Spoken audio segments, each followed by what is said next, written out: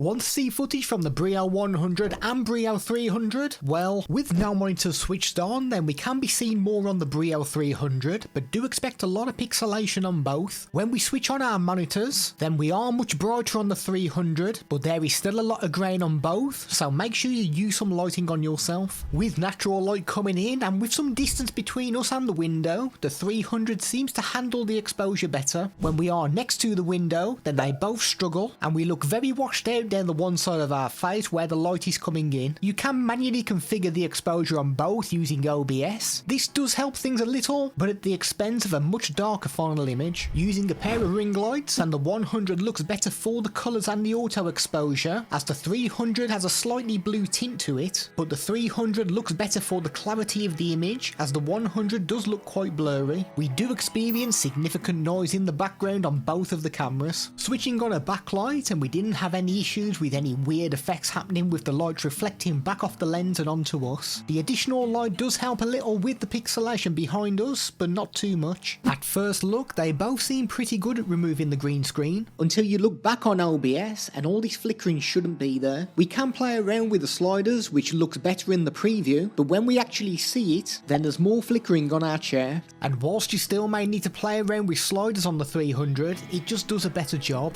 Both of these have a fixed focus lens, which means that if you bring anything close to it, then it's going to be very blurry and you won't get it in focus. The 100 comes with a narrow 58-degree field of view, which means that not too much of your background is going to be on display. We don't experience any warping to the sides of the frame either, due to that narrow field of view. The 300 comes with a slightly larger 70-degree field of view, so a little more of your background will be visible for your live streams and video calls. This is a microphone test using the Logitech Brio 100. This is the kind of audio you can expect from the inbuilt microphone.